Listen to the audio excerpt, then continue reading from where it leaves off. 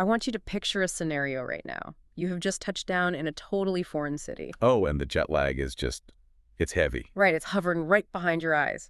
But you venture out anyway. You walk down this busy street and you find a crowded, noisy cafe. A classic high-stress environment. Exactly. So you step right up to the counter to order, and instead of the usual, frantic pointing at the pastry case. And the nervous sweating. Yeah, the nervous sweating, the fragmented apologies. Instead of all that, you just speak.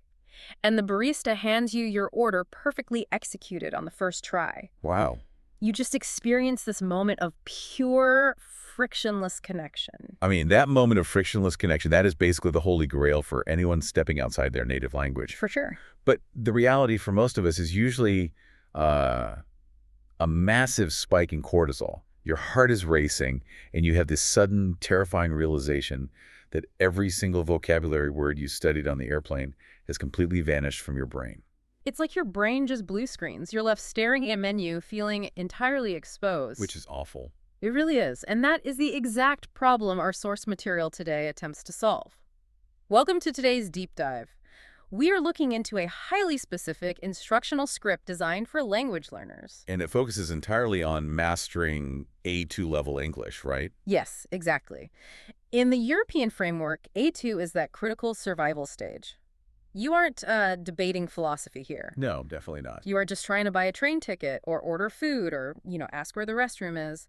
Our mission for this deep dive is to extract the exact conversational strategies and the practice techniques this document prescribes to take a learner from totally paralyzed to highly functional. What's really fascinating to me about this document is that it treats language learning less like an academic subject and way more like tactical training for high-stress environments. Oh, I like that framing. Yeah, it completely bypasses the traditional grammar-heavy approach. Yeah. Instead, it provides a framework for managing cognitive overload. It does this by stripping the language down to these microscopic, highly rehearsed functional units. Which makes sense. Before you can run, you really have to walk.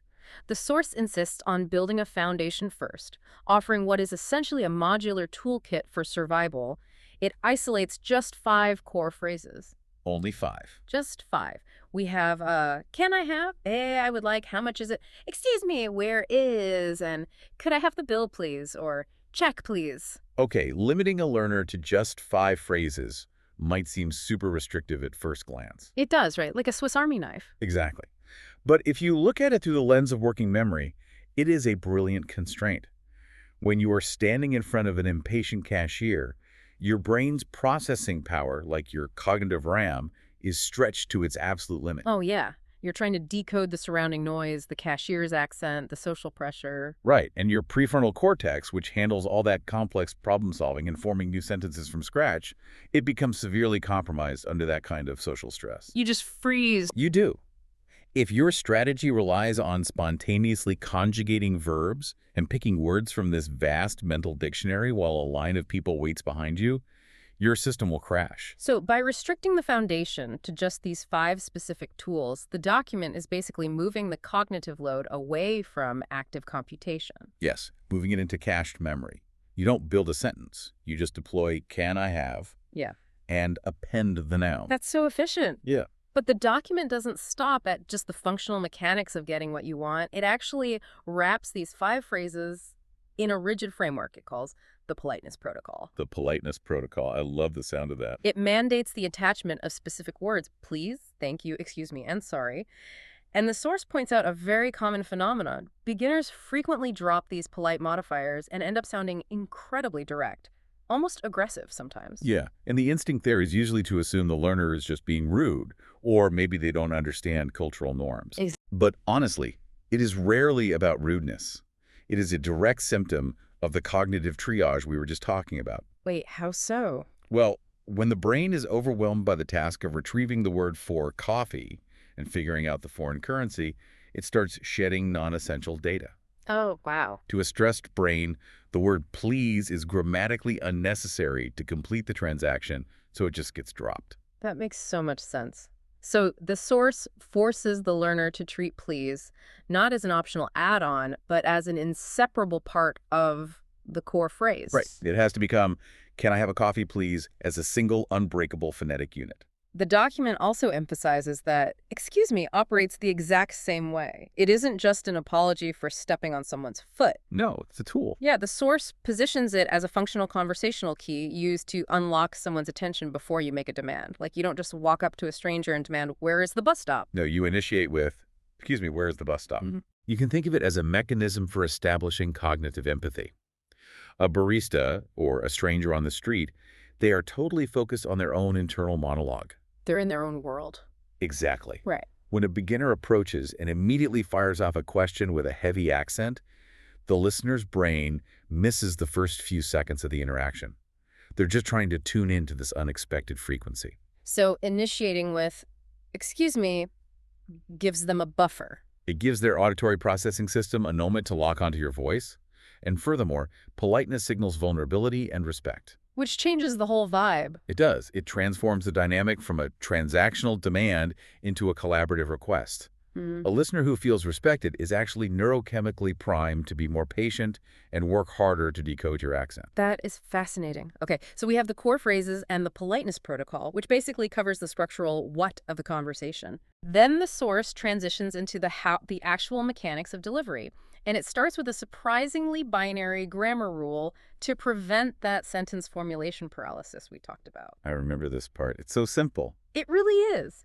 If you are asking a yes or no question, you just start with, "Can I?" or "Could I?" But if you need specific information, you use a question word like what, where, how much, or when. Yeah. So finding out the operating hours just becomes, what time is the store open? The elegance of that binary rule is that it acts as a mental flowchart. It totally eliminates the dozen other ways a native speaker might phrase the question. You don't have to overthink it. Right, the learner only has to make one choice. Do I need a yes or do I need data? Once you make that choice, the sentence structure is locked in automatically. It's brilliant, and the source applies this structural simplicity to the physical rhythm of speaking, too. It explicitly instructs the learner to manipulate their stress points. Yes, the rhythm is crucial. Like in the question, "Can I have a coffee?" the document tells the learner to throw all their vocal weight onto the word have. Can I have a coffee? Exactly. The focus isn't on the subject or even the polite modifier. It is entirely on the verb. And this relies heavily on how humans actually process acoustic information. I mean, we don't listen to every single syllable of a sentence, even in our own native language. I don't. No, we listen for acoustic landmarks, the stressed syllables, and our brain just fills in the grammatical mortar between those bricks. Oh, that makes sense. By intentionally stressing the action word, like have, the learner is providing a massive neon acoustic landmark for the native speaker. Even if the surrounding vowels are completely muddied by an accent, the listener catches the stressed verb and the noun. And the intent is transmitted perfectly. Precisely. The document takes this focus on delivery even further when it comes to pacing, especially with numbers and prices. It tells the learner to actively inject pauses. Yes, the pausing technique. So if a coffee costs $2, the instruction is to actually say $2. Or if bread is $3.50 on aisle 3, you space it out into distinct blocks. Right. But wait, I have to push back on this methodology a bit. Okay, let's hear it. If I am standing in a fast-paced cafe in New York, and I start artificially pausing between my words like, "I would like a coffee," won't the cashier just assume I have zero language skills? Doesn't deliberately slowing down make you sound super awkward? I get why you'd think that. Wouldn't it prompt the native speaker to just cut you off or switch to a different language to save time? Well, the fear you are describing is the exact reason why learners fail out in the field. Yeah. You are conflating the illusion of fluency with actual acoustic clarity. Huh. Okay. When we are nervous, the autonomic nervous system triggers a fight or flight response. The brain perceives the social exposure as a threat, and the biological mandate is to escape the threat as quickly as possible. So we just want to run away. Vocally, fleeing manifests as speed running the sentence. You smash all the words together just to get the interaction over with. Wow. You were literally trying to outrun the embarrassment. Precisely. But native speakers do not speak quickly because they are rushing. They speak quickly because they have mastered rhythmic chunking. Right, they group words into fluid melodic phrases. Exactly. When a panicked learner tries to mimic that native speed, they don't have the motor control for that chunking. They just produce this rapid, monotone blur of syllables. So the native speaker's brain can't find those acoustic landmarks. Exactly. So the native speaker has to ask, what? The learner panics even more, and the whole interaction just breaks down. Ah, okay. So the pause isn't about sounding slow, it is about providing processing time. It provides processing time for the listener, yes. But more importantly, it provides a crucial fraction of a second for the speaker's own motor cortex to cue up the complex physical movements required for the next word. Especially with numbers, right? Yes, pausing around numbers is especially critical because numbers carry really dense non-contextual data. If you slur 13 and 30, the transaction halts entirely. Yeah, that's a big difference in price. Huge. By asserting control over your pacing and deliberately inserting that pause, you are sending a signal to your own nervous system that you are not fleeing. You are executing a deliberate action. A native listener will always prefer a slow, clear, deliberate speaker over a fast, panicked, incomprehensible one. That makes total sense when you put it like that. The source also suggests a really fascinating technique to counter this urge to flee. It tells the learner to picture the complete sentence in their mind before opening their mouth. Ah, yes, the mental teleprompter. Exactly. You essentially render the sentence visually, lock it in, and then just read it off the teleprompter in your head. That mental rendering acts as a buffer. It prevents the mouth from outpacing the brain, which is the primary cause of mid-sentence stuttering. So, knowing all these mechanics, the 5 phrases, the politeness protocol, stressing the verbs, fighting the urge to speed run, it's all purely theoretical until it is actually tested. Right, theory only gets you so far. And the source recognizes this. It dedicates its entire back half to internalization techniques. It utilizes a method called shadowing. Shadowing is so incredibly effective. The audio provides a prompt like, "I would like a small tea," and the learner has to repeat it instantly, matching the exact speed, intonation, and stress. Excuse me, whereas aisle 5, Is echoed back immediately. shadowing is basically the bridge between declarative memory and procedural memory. What's the difference there? Well, declarative memory is knowing that something is true, like knowing the grammar rule for a yes or no question. Procedural memory is knowing how to do something. It's the automatic, unconscious muscle memory of riding a bicycle. Okay. You cannot speak a language using declarative memory. If you have to consciously remember the rule, formulate the sentence, and then instruct your mouth to move, the latency is just too high. Because the vocal tract has dozens of muscles, right? The jaw, the tongue, the lips, the vocal cords. It is a highly complex biomechanical system. It really is. And shadowing trains that system through sheer repetition. You're forcing the neurons to fire in the specific sequence required to produce foreign sound. Building the actual hardware. Yes. Eventually, wrapping those neural pathways in myelin, which makes the transmission faster and automatic, you are completely bypassing the analytical, grammar-obsessed part of the brain and downloading the phonetic patterns directly into the motor cortex. It's like the difference between reading a book on the physics of a tennis swing and actually going to the court to hit 1,000 forehands. Perfect analogy. You have to build the neuromuscular pathways. But the document actually graduates from this rote motor training into active cognitive simulation. It introduces role-play scenarios. Oh, this is where it gets really good. Yeah, it sets up a cafe environment where the audio plays the barista, and you, the learner, have to order a cappuccino for $3, decline a pastry, pay, and execute the polite sign-off. But the critical twist is that the source then forces a role reversal. You are instructed to act as the barista, asking the questions while the audio plays the customer. That role reversal is probably the most sophisticated pedagogical tool in the entire document. It leverages predictive processing. Predictive processing. Yeah, our brains are essentially prediction machines. Yeah. We navigate conversations by constantly forecasting what the other person's going to say next based on the context. Oh, sure. When a language learner is only trained to be the customer, their predictive model is incredibly narrow. They are easily derailed if the barista deviates from the script even slightly. Like if the barista says, "for here or to go," instead of just handing over the coffee, the learner's brain just errors out because that wasn't in their mental script. Exactly. By forcing the learner to inhabit the role of the barista, the source actually expands their predictive model. They become intimately familiar with the menu of possible questions the service worker might ask. They see both sides of the coin. Yes, they understand the shape and the boundaries of the transaction from the other side of the counter. When they finally step into a real cafe, the barista's questions don't trigger a panic response because the learner's brain has already modeled that exact scenario. The cognitive load drops dramatically. And to ensure the working memory can handle these inputs under pressure, The source peppers the learner with rapid-fire listening comprehension quizzes. Stress testing the system. Exactly. It will throw out a phrase like, "Can I have a menu?" And the learner has to instantly produce the correct situational response like, "Yes, here you go." Or it will test if the learner caught the exact price of an item mentioned in a previous dialogue. Like remembering a sandwich was $5. It is really stress testing that cognitive ramp. So those micro quizzes are vital because speaking is only half the equation. Yeah. You have to be able to decode the incoming audio stream in real time, often in less than ideal acoustic environments. Like a noisy cafe. Right.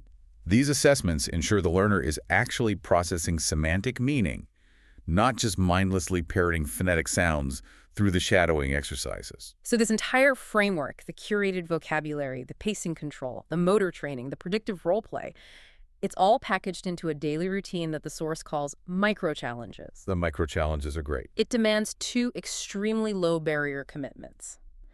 First, the learner must use exactly one new phrase in real life every 24 hours.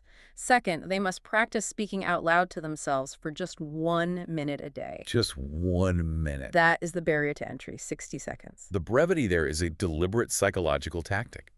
Motivation is a finite resource, and daunting goals like become fluent in English inevitably lead to burnout. For sure. A 1-minute daily commitment sidesteps the brain's natural resistance to difficult tasks.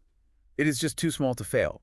However, the neurobiological return on that 1 minute is compounding. Because you are creating a daily habit of confronting the friction.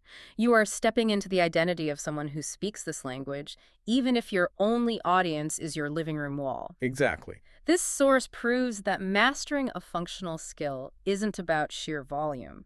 It isn't about memorizing 3,000 flashcards or, understanding the subjunctive mood. Thank goodness. Right. It is about identifying the highest leverage tools, those 5 phrases, and meticulously conditioning your mind and your vocal muscles to execute them under pressure.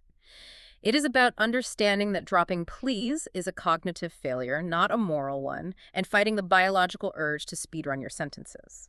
It is the absolute triumph of procedural muscle memory over declarative theory. The confidence you feel when you finally walk into that cafe isn't born from knowing every word in the dictionary. No. It is born from the undeniable biological fact that your nervous system has successfully executed this exact pattern 100 times before. Which brings us to the final and perhaps most profound implication of that second micro-challenge.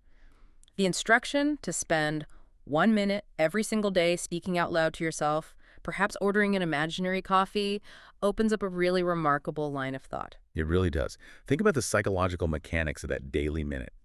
You are standing in your kitchen, projecting your voice, deliberately manipulating your pacing, enforcing a polite protocol, and acting out a confident, assertive version of yourself in a foreign language. Yeah. You are essentially slipping on an alter ego. Yeah. If you rehearse this confident persona every single day, training your physical body to inhabit this specific frequency of communication, how long does it take for that performance to bleed into reality? Wow. You are literally hacking your own inner monologue. You are. The language learner often feels like a diminished version of himself, less witty, less intelligent, less capable.